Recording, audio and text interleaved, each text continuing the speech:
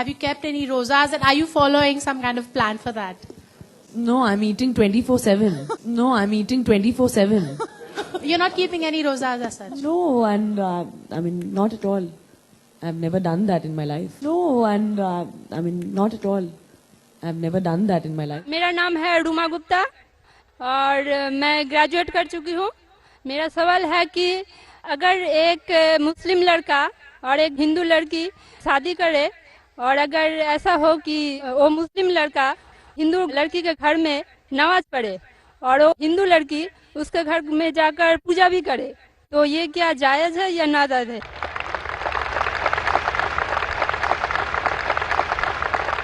बहन का अच्छा सवाल है कि अगर एक मुसलमान लड़का हिंदू लड़की से शादी करता है तो क्या वो मुसलमान लड़का हिंदू के घर में जाके नमाज पढ़ सकता है और क्या वो लड़की मुसलमान के घर में पूजा कर सकती है? नहीं. सबसे पहले कुछ शराइत है हर चीज के. आप अगर गाड़ी रखेंगे और गाड़ी का एक पहिया रखेंगे, साइकिल का एक पहिया रखेंगे, ट्रैक्टर का, तो गाड़ी चलेंगी क्या?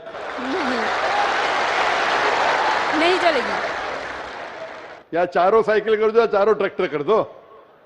इसीलिए कुरान की आयत है सूरह बकरा की सूरा नंबर 2 आयत नंबर 221 में अल्लाह ताला फरमाते हैं कि आप मुशरिका से शादी नहीं कर सकते जब तक वो ईमान न लाए.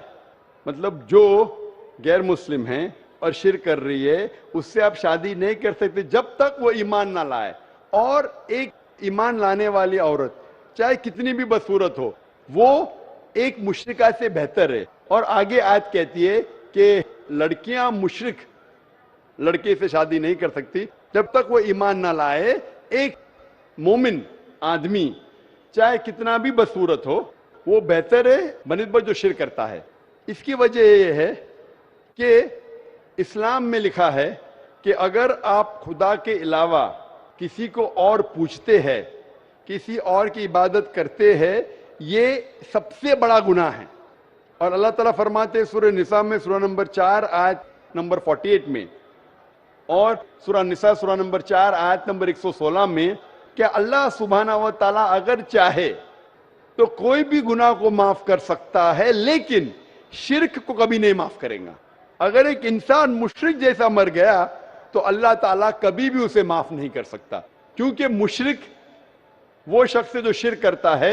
और ये सबसे बड़ा गुनाह है क्योंकि हमारा खालिक, हमारा मालिक, हमारा ईश्वर, हमारा खुदा, हमारा भगवान, अगर हम उसको गाली देंगे, ये सबसे बड़ा गुनाह है. जिसने हमें जिंदगी दी, जिसने ये सारी चीजें हमें दी दुनिया में, अगर हम उसको गाली देंगे, उसके अलावा किसी और की इबादत करेंगे, ये शिर्क हुआ. तो इसीलिए इस्लाम में इजाजत नहीं है कि एक मुस्लिम लड़का या लड़की कोई मुशरिक लड़का या लड़की से शादी करे. ये इजाजत नहीं है. जहां तक के सवाल है क्या एक आम मुसलमान हिंदू घर में नमाज पढ़ सकता है? अगर उसके सामने कोई मूर्ति नहीं है तो वो नमाज कहां भी पढ़ सकता है अगर जगह साफ है. हमारे रसूल मोहम्मद सल्लल्लाहु अलैहि वसल्लम फरमाते कि सारी दुनिया, सारी धरती मोमिन के लिए मस्जिद है. यानी सारी दुनिया आप कहां भी नमाज पढ़ सकते, देखना चाहिए कि साफ है, आप नमाज पढ़ सकते. तो ये आप जाके अगर हिंदू का घर में जाते हैं और वह साफ है, कोई मूर्ति आगे नहीं है, तो नमाज पढ़ने में कोई हर्ज नहीं है. जरूरी नहीं है कि आपको शादी करना चाहिए फिर आप नमाज पढ़ सकते. शादी करने की जरूरत नहीं है. नमाज पढ़ने के अगर साफ जगह है तो कोई हर्ज नहीं. इसीलिए शादी के लिए शर्त है कि दोनों का ईमान हो. और अगर आप हिंदू मजहब पढ़ेंगे तो हिंदू मजहबी किताब में भी यही लिखा है जो मैंने पहले पेश किया. पहला जो सवाल था भाई साहब का, और मैंने कहा कि हिंदू मजहब में भी यही लिखा है, ना तस्य प्रतिमास्ति, उस ईश्वर, उस भगवान, उस खुदा का कोई अक्स नहीं, कोई मूर्ति नहीं, कोई फोटोग्राफ नहीं, कोई पेंटिंग नहीं, कोई पोर्ट्रेट नहीं, कोई आइडल नहीं, कोई स्टैच्यू नहीं. अगर ये मान ले कि कम से कम जो यकसा है हिंदू और इस्लाम के मजहबी किताब में, कम से कम उसके ऊपर अमल करे तो अक्सर हमारे मुश्किलात दूर हो जाएंगी. जो यकसा नहीं है उसको कल डिस्कस कर सकते. और अगर आप तहकीक करते हिंदू मजहब की किताब पढ़ते और इस्लाम मजहब की किताब पढ़ते, दोनों में लिखा है खुदा एक है.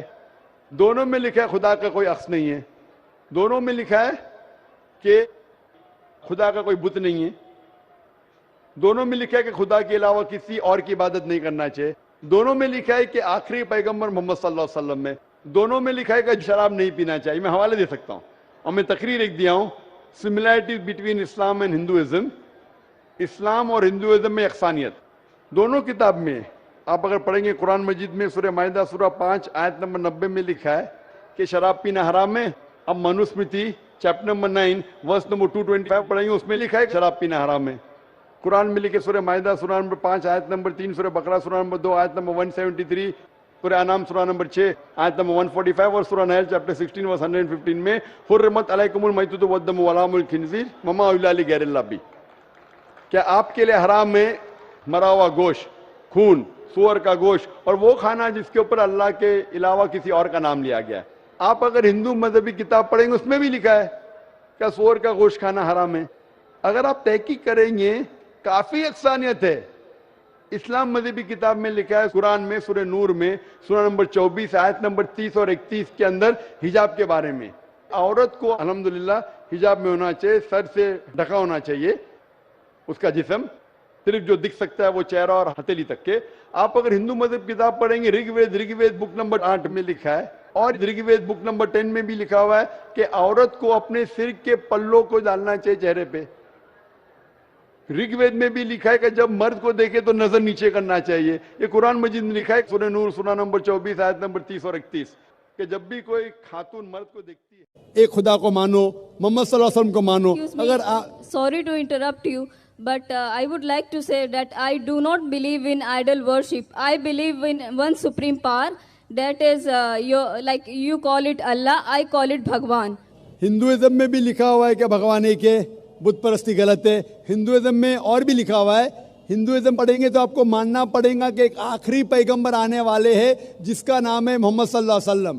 تو اگر آپ سچے انسان ہیں تو ایشور کے علاوہ, ایک خدا کے علاوہ آپ کو آخری پیغمبر میں بھی ماننا پڑے گا, اور آخری پیغمبر کو جو کتاب نازل کی اس کو بھی ماننا پڑے گا. آپ اگر چاہے آپ کا نام مت بدلو, مجھے اعتراض نہیں ہے, لیکن آپ کو ایک خدا میں ماننا پڑے گا, آخری پیغمبر میں ماننا پڑے گا, آخری پیغمبر کی کتاب میں ماننے پڑے گا. یہی صحیح انسانیت ہے. انسانیت کے لیے آپ کو انسان کے بنانے والے بھگوان کو ماننا چاہیے. پہلے یہ تحقیق کرنا چاہیے کہ بھگوان کی کتاب کون سی ہے.